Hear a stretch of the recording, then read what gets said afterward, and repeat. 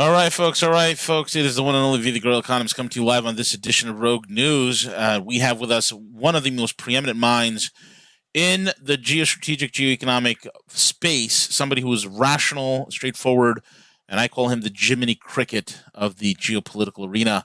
And with that being said, Harley Schlanger, how are you? You can find Harley's work over at LaRouche Pack Organization. What is it? What's the full URL again, CJ? Yeah, LaRouche organization.nationbuilder.com, and it's in the description of this video. Perfect. Great organization. Harley's been in the fight forever.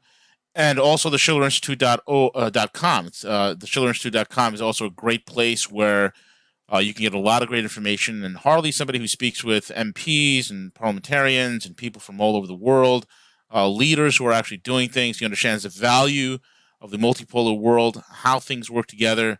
The multipolar world is upon us, and there's a lot of things that are at play as we're going through the birth pangs of reality. And with that being said, Harley, how are you, sir? I like that, the birth pangs of reality. It's been a long birthing process, I think, but it has been, and we're seeing the old being shedded and the new reality, the unstoppable reality that is bursting on the scene. And then in between all that, Harley, we have the crazy lunatics like Klaus Schwab, the Bond villain himself, and the criminal delinquents over at the delinquents and degenerates from Davos, who are trying to get their brand of multipolarity into the Western world, which I think will, if people in the West are not privy to it, will sink in. But the rest of the world is on to bigger and better things. RECEP has been signed, Harley. I remember speaking about RECEP back in 2012, and then 2016, I laid it all aside with everything that's been going on, and the hoopla, the hype, the hysteria, the euphoria. And RECEP has finally been signed. That is a massive, massive chunk of the global GDP. We're looking at closer to 40% of global GDP, which is monstrous. But, of course, we have the election things that are happening here. In full disclosure, Joseph Robinette Biden has been certified as the president of the United States. He has been certified by the Electoral College. And with that being said, Harley, where do you want to begin? There's lots going on. There's a lot of things we could deliberate upon and start, picking apart. So a yield to you, kind sir. Well, let's start with the election. But I do want to pick up what you said about Schwab and the Great Reset, because that's what the election was about. That's what the last 4 years have been about. Donald Trump was not going to go along with the Great Reset. He was as an individual, he was totally committed to breaking with the paradigm of the Bush-Obama years, which actually stretches back beyond that, really to the first Bush administration, Herbert Walker Bush, with his idea of a new world economic order. But with the fall of the Soviet Union and the communist world, there was a tremendous opportunity for a real multipolar world. But what Schwab represents is a unipolar world. And the unipolar world is the world of the City of London, of Wall Street, of unregulated, too big to fail banks that control everything and operate through the central banks of the world, and that are reinforced by US military and NATO. Any country that tries to break with this is going to have regime change operations. And what we've seen in the last 4 years is those regime change operations are targeting the 3 largest sovereign nation states on the planet, China, Russia, and the United States under Donald Trump. Correct. I would hesitate to say that the regime change coup against Trump has succeeded, because there's still things that could happen between now and the 20th. But what we saw unfold the last couple of days makes clear that for those people who think that Donald Trump had a secret plan to outflank them, his plan was not a good plan. He was right in what he was trying to do, but I don't think he fully understood the nature of the enemy. And you know that I've been discussing this for a while. The enemy is not the Chinese Communist Party, although they're certainly used by the British Empire against us. The enemy is the British Empire. And by British Empire, I mean the institutions of the monarchy, and the monarchy runs the intelligence agencies of Britain. The intelligence agencies of Britain and the Five Eyes are in a total alliance with the Clappers and the Brennans and the Comeys and the Haspels of the United States. And then the other aspect of it is the City of London, which is an entity to itself. And the City of London and Wall Street, and now Brussels, the European Central Bank, has a unified position. And that's why I say it's a unipolar world. Their approach is that any nation that objects to the demands of this unipolar world, this global bankers' dictatorship, will be targeted for regime change. And unless you know who you're fighting, and I think this was the problem in the last month and a half in the battle to overturn the vote fraud, the last 2 months, is that there were too many voices pushing a false narrative that the Chinese were the ones who ran the vote fraud. Yeah, and nonsense. Maybe there were parts of the machines produced in China. Which everything is produced in China. Yeah. Yeah. The vote fraud was run by the same institutions that have run virtually everything since 9/11. And that is the new military-industrial complex, which is the old military-industrial complex, the defense contractors and so on, the special forces and intelligence agencies. But it also has incorporated global corporate cartels, which has always been at the center of these kinds of movements. And now Silicon Valley and Hollywood, and they've merged in a sense as part of the Davos elite.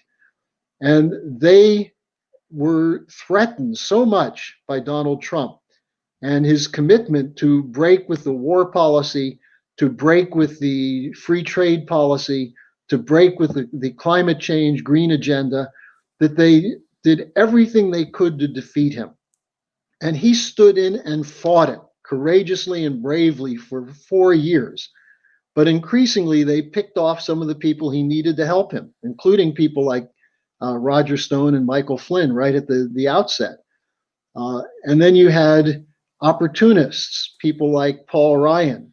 When I heard Ted Cruz was the one who was going to defend Trump on the vote fraud case, I knew it would be lost in the Congress, because Ted Cruz is not a real Trumper. Ted Cruz was one of the last people opposing him in 2016. I hope people remember that. I remember. Cruz was from the Bush operation. That's how he got his start in politics. Right. Steve Bannon was Cruz's campaign guy until Trump finally defeated Cruz. So you've got to know who the enemy is. This is one thing I learned from LaRouche. Know who the enemy is and fight them. Now, what happened on January 6th, it's still an open question whether there were provocateurs or not in the crowd, including among the so-called Trump supporters, could have been provocateurs from the FBI and other agencies, because they don't just show up as Antifa and Black Lives Matter, they're infiltrating everything. So we still have to get an honest, real investigation, which will probably never take place now, as to who initiated the pushing, shoving, and breaking in. But what is clear is that there was a decision to have the police stand down and let it happen. Why? This is obvious, because of what was going on in the chamber, because there were serious, legitimate challenges that were being presented that could have been heard and should have been heard, but were disrupted and ended up going out with a whimper. Now, what this does remind one of, and this reminds me also going back to 2001, the idea of a Reichstag fire, letting something happen that's big, that can be used then as an excuse for a new crackdown. And we're seeing this from Facebook and Twitter, for example, freezing Donald Trump's account. Yep. Talk about censorship. But you also now have this story I just saw from the Wall Street Journal, where they're using facial recognition to see who is in the crowd and getting them fired. Yep. Retribution. If you have the wrong view, you may not have a job. And we talk about the social credit system. Yes, social credit system in China. What the hell do you think we have here? Where do you think it's actually worse here? Okay, and Harley, I'll tell you this, and I think I mentioned this before, Harley. Like I deal with individuals who work in credit repair, and actually, these people do miracles. If you have a bankruptcy, you got like a 400 credit score, within like 30 to 60 days, they could just completely fix and repair your credit. You have an option to repair. So that's going to change in the future. Okay, because what's happening, especially with the hacks that have occurred on Experian, Equifax, TransUnion, now they're advocating, oh, this, the FICO is just too limited. We just don't want to look at FICO. We want to look at your social media scores. So what they're doing is they're creating some sort of an amalgam, an absolutely mutagenic amalgam that's going to combine social media, political views, leanings, whatever things you like, and in conjunction with that, and then companies are going to try to use that for the person. Now, this doesn't apply to businesses, okay? But this applies to individuals. Yeah, sure. And then once it's on there, it never comes off. The thing that what these people, especially in the Davos crowd, are proposing, Harley, is actually far worse than the one in China. In China, you get you get a negative mark in your social credit score. There's a way to fix it. And you could fix it in 2 weeks, 30 days, 60 days, 90 days. That's the God honest truth. That's calling a spade a spade. You can fix it. It's repairable. Here, it won't be. Right now, there's a limited things you could do, but in the future, for the individual, it won't be. But I just wanted to drop that little nugget there, Harley. Go for it. No, that's very important, because I want to get back to a couple points on the January 6th and 7th event, but I do want to get into more this whole question of the Great Reset. But just a couple of simple points. Schumer, Pelosi, Republicans now saying this was an attempted coup, an insurrection. Where were these guys when the coup was being run against Donald Trump for 4 years? When they talk about the question of honesty and lying, what was Russiagate? It was a total fabrication. And the fact that this wasn't fully exposed, that the Durham report never came out, that the whole connection between London, Italy, Australia, and the US intelligence agency under Obama, that this never came out, it gave them leeway. That Clapper, Comey, Brennan are still walking around as free men. And I know a lot of people are saying, oh, don't worry, they're going to get rounded up, they're going to get arrested. That was put out there to give people a good feeling that they don't have to do anything. They're not going to be arrested unless there's a change in the way people think. So the idea that this was an attempted coup was a bunch of nonsense coming from people who actually are involved in a coup against the president. The idea of violence, this was so violent. Compare it with what happened in Minneapolis, in Portland, in Kenosha, in Philadelphia, and other cities. And you see that this is just a hyperbolic fraud that they're pulling. And what are they trying to do? They're talking now about the 25th Amendment or an impeachment. I mean, Trump has 12 days left in office. What are you going to rush through an impeachment for? Well, I'll tell you why. They not only wanted to destroy Donald Trump and demoralize the movement, but they want to make a precedent that no one will ever again step outside the comfort zone of the establishment. And so that's what this thing was all about with the operation on January 6th and January 7th. Now, the reason this is so important is what we were talking about before. What's going to be attempted under Biden, and now that it looks like they have the Senate under control, they can move ahead on it, although I think there's going to be a lot of opposition to this, including globally. But the idea of the Great Reset is to give the central banks total power and control over every aspect of monetary, credit policy, and spending policy. Elected governments will have no say in the matter. There will be technocrats like the International Monetary Fund hitmen who've destroyed the former colonial countries, who will be running the economic policies in Western Europe and the United States. One example, the Green New Deal in Germany. Germany became an economic power after World War II by having a credit system that rebuilt the engineering and science-oriented technology industries that made Germany a power at the turn into the 20th century, during the Bismarck period. Germany had a scientific community, an engineering community, entrepreneurial community, and when they have credit, then they can grow like crazy. What's happening now? The Green New Deal and the Great Reset starts from the standpoint that any company that has a carbon footprint, In other words, any company that produces any physical goods will, starting now, not get credit. They'll be shut down. In Germany, you have the nuclear industry being shut down, the coal industry being shut down. They're trying to shut down gas and so-called fossil fuels. At the same time, they're dismantling the auto sector. There are going to be 800,000 jobs related to auto, which are skilled jobs, high-paying jobs. They're going to be gone. And so that's what the Green New Deal is all about, putting us back into a feudal dark age where handfuls of oligarchs will be jet setters and able to live comfortable lives, while the rest of us will be dependent on scraps coming from some kind of basic income from these central banks. Yeah. So that's what the fight is. And you look at Janet Yellen.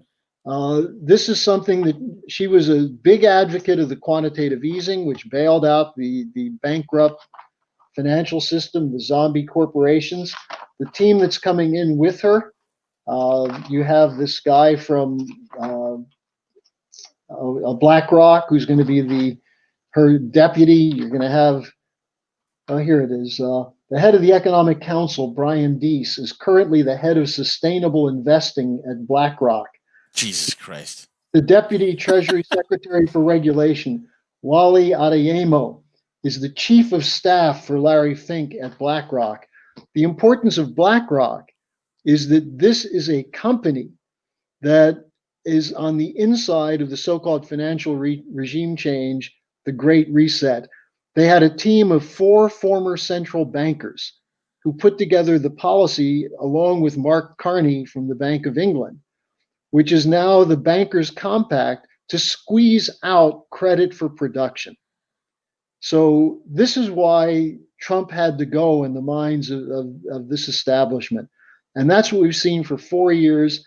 And by not targeting that, not targeting the Federal Reserve, not targeting the private banks, not targeting the intelligence communities effectively, but fighting a heroic defensive battle, which got Trump through his term, but prevented him from being a great president had he cleaned out the swamp.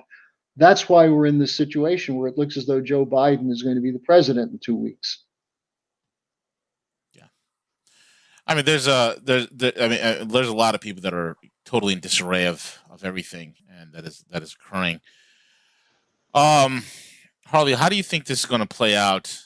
We got 12 days left. There's a lot of hearsay. You have things of all sorts of conspiracies wrapped in riddles, cloaked in enigmas.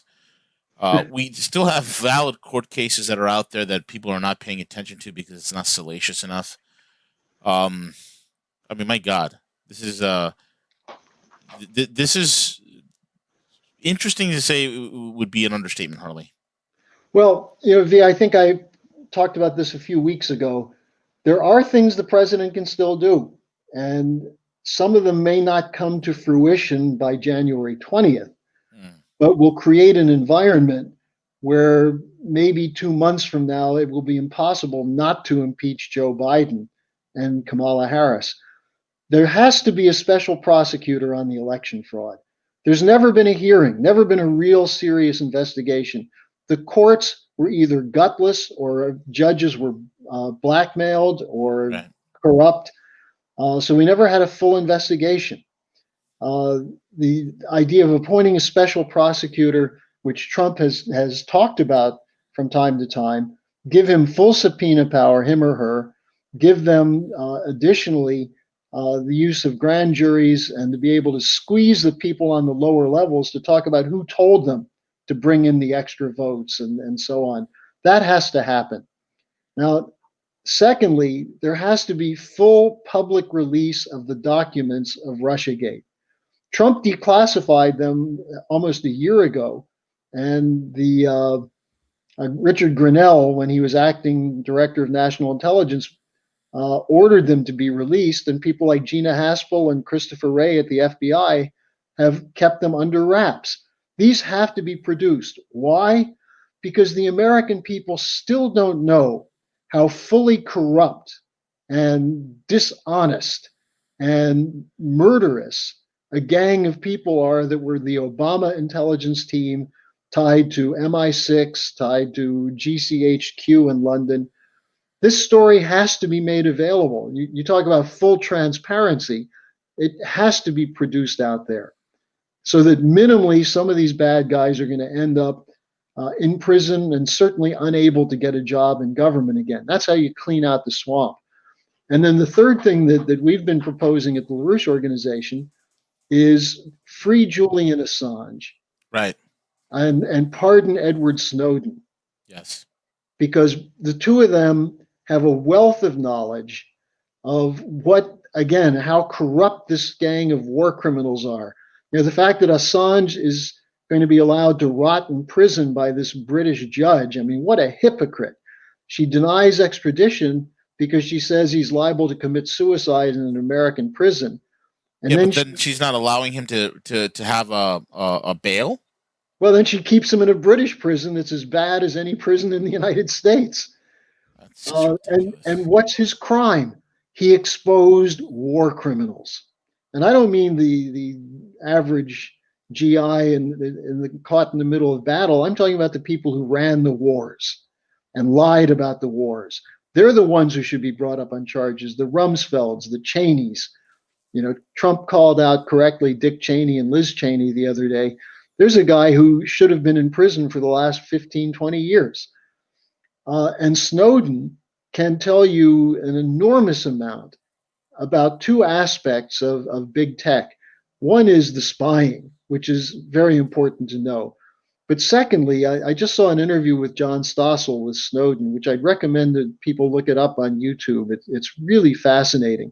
But the last part of it, he talked about what he figured out is that big tech doesn't just spy on you to figure out what you buy, what you watch on the internet, who you communicate with, but how to change the way you think, to change the neural pathways of your brain through manipulation of uses of artificial intelligence. That's how they control us. So if you put that picture together with the criminality of this cabal, I think that has to be done to save the nation. And I'm hoping that President Trump will take a minute to think through what he could do to enable his legacy, because there are a lot of good things he did and a lot of things he wanted to do which he couldn't do because of this corruption, but things that still need to be done. For example, pursue a peaceful, cooperative relationship with Vladimir Putin. I trust Putin much more than I do anyone in the CIA. That doesn't mean there aren't good people in the CIA, but the leadership, the permanent bureaucracy, the Justice Department, and so on, they're all corrupt. So if we're ever going to clean this out, we should use what we've learned in the last 4 years. And that's the final point. I'll stop at this. The American people have learned a lot in the last 4 years from watching. And it's going to be harder to fool them. Now, whether people will actually draw the proper conclusions and go out and fight for policies that are coherent with the American system of physical economics, that's another question. And I think that's your job and my job and others of us who present economic information, to educate people to understand the difference between the swindles of a speculative system and the production of real wealth through a physical economy.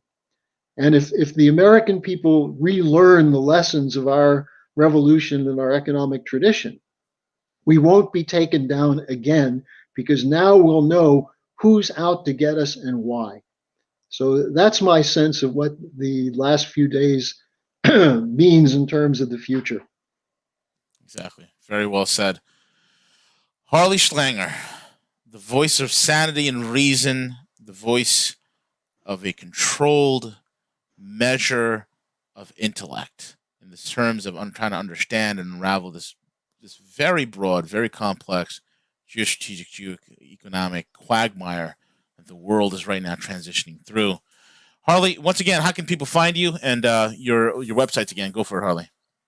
Well, people can be in touch with me through my personal email, harleysch@gmail.com. And if you send me a note and you want to get my blog page, access to my daily updates, I'll send you a link for free. So the best way to reach me is through harleysch@gmail.com. Very well said.